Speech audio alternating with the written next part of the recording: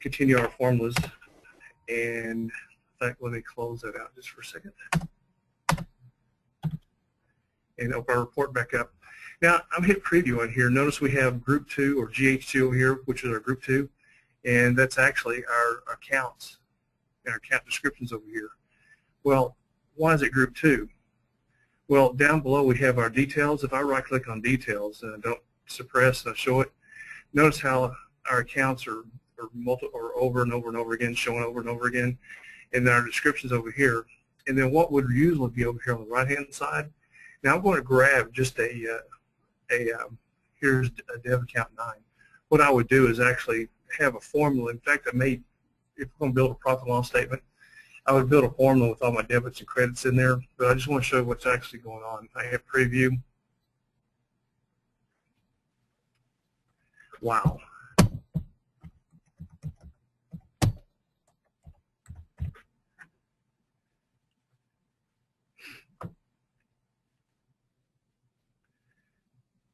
Talking about raw data and everybody jumping here at one time. And so what would happen is you'd have a line with information on it or with data in it, and as I would scroll down here.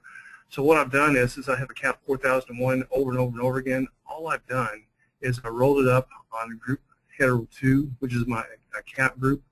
And what I would do here is I'd right-click on this, insert summary, and we're going to put it at the group 2 level, which is go down here in the group footer. I'm just going to move that at the group header.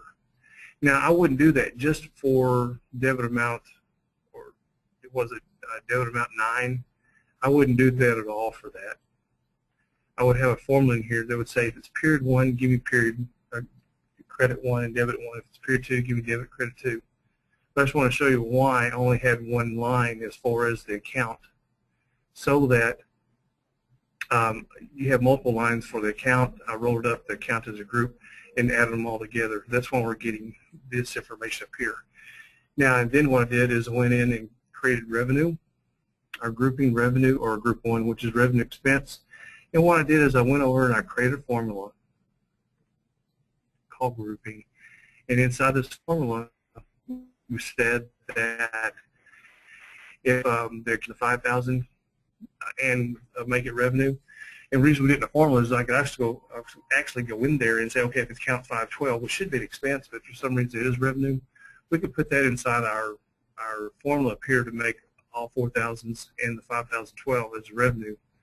And then else, if it's 5,000, make it expense. And then we went over to our group header, our group 1, and we went and changed the group. We pointed the group to the formula called grouping, and we told it to be in specified order.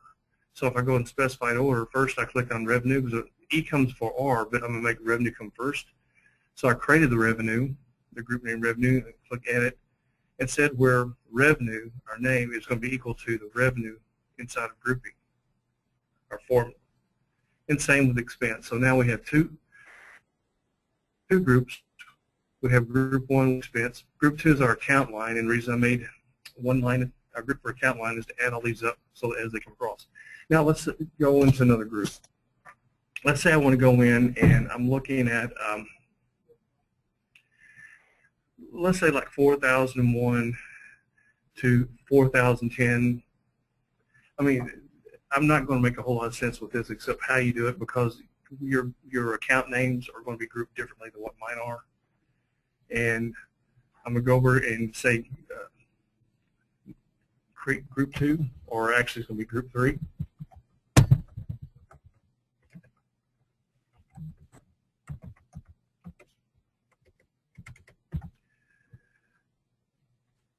And this time I'm going to go up and say account.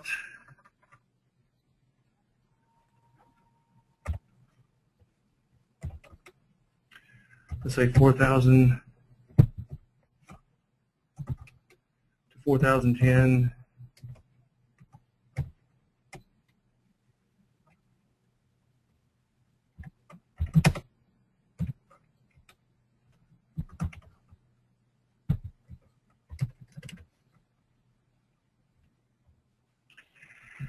Yeah, I love it when I do these things live because my mind is just gone blank because I'm thinking about 15,000 things to call this thing. I'll just call it new revenue, just for a name.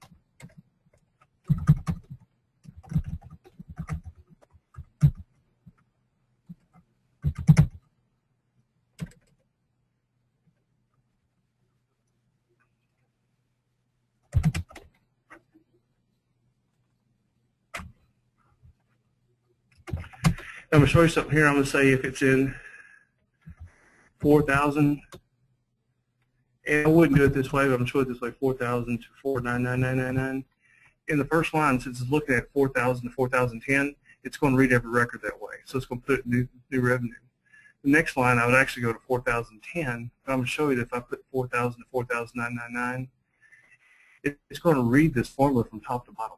So the top line is going to look up here and grab everything from 4,000 to 4,010 is new revenue. Everything else inside the 4,000s, we're going to call it old revenue. Let's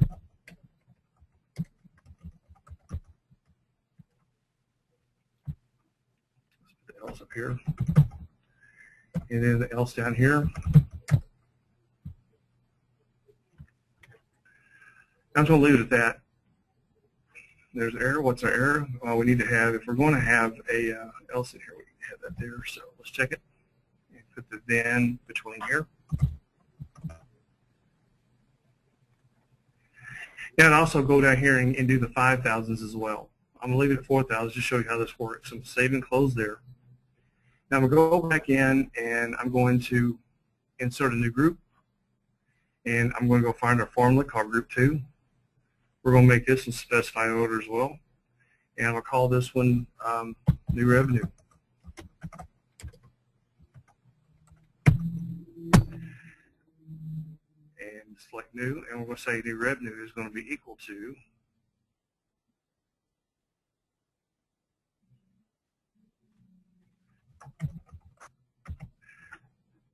this has to match. Whatever's inside our formula has to match exactly what's inside here. So I'm click OK here. And then our others, and because I know we have other, once they leave a group of their own, we have other accounts inside here that we're not accounting for or given inside this group. So I'm leave them in the name of their own. So click OK here. Preview. And let me drop. I'm switching groups. What happened is our group is group 3. I'm going to move it up to group 2. Hit preview. So now we have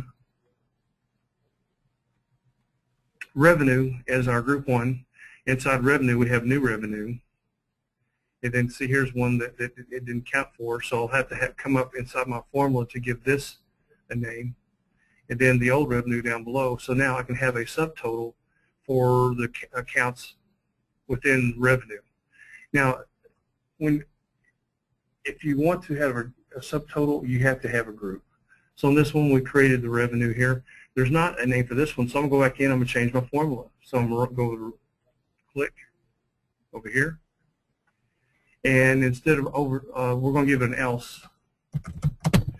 We're going to grab its name. So we said if it's 4,410, give me revenue. If it's 4,999, which is going to grab everything greater than 4,010. And then we're going to give it its own name. So we'll go back up and call it account description. Something, it's not old revenue, new revenue. It's going to fall under its old name. So we have new revenue or earnings local.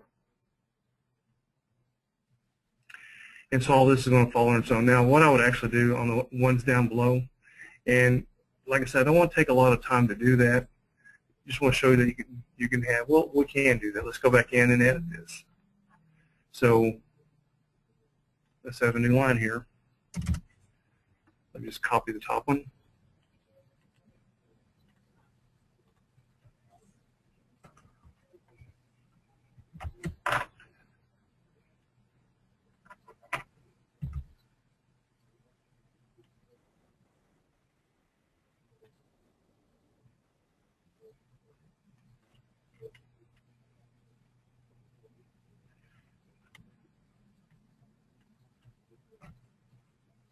And we'll just leave this expense.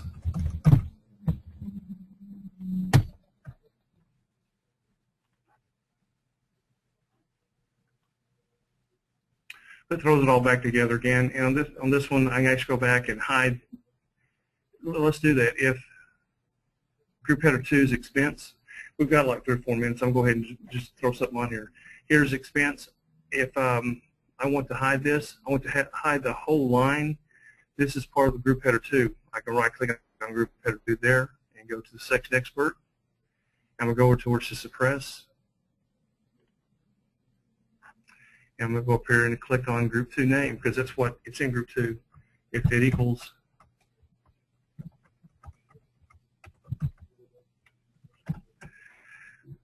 this is a Boolean. It's a yes or no question. When we go into suppression, let me click out here so you can come right back. And what we just did, I went in. Let me undo that. Here's group header 2. Expenses in group header 2. And spell EXP in this. I mean, you have to match exactly how it's spelled. So I'm going to go to group header 2. I'm going to right click. I'm going to go to the section which is conditional formatting. I'm going to click on that. This is a Boolean. It's a yes or no, on or off, true or false question. So if group 2 equals expense, I want that section to disappear. I'm going to check the syntax and the formula. So I'm going to save and close it. And go back here. And notice when I go up, that group header 2, new expenses is still there. Old revenues, but the expense that we had down below is gone. We didn't need to calculate again. So here's our specify grouping. Next week we're going to get into formulas and working with more advanced formulas, how they work with parameters, how they work with running totals. We're going to spend the next 3 or 4 weeks on formulas. So I hope this helps you. If you have any questions on this, shoot me an email. And if you have any topics that you'd like to cover, shoot me his email as well. We may go back and cover some of the old stuff that we covered last year just as refreshers. If you have some that you want to cover, you can always go back and look at the previous recordings. Again, I appreciate you being here. I'm glad we had this time together.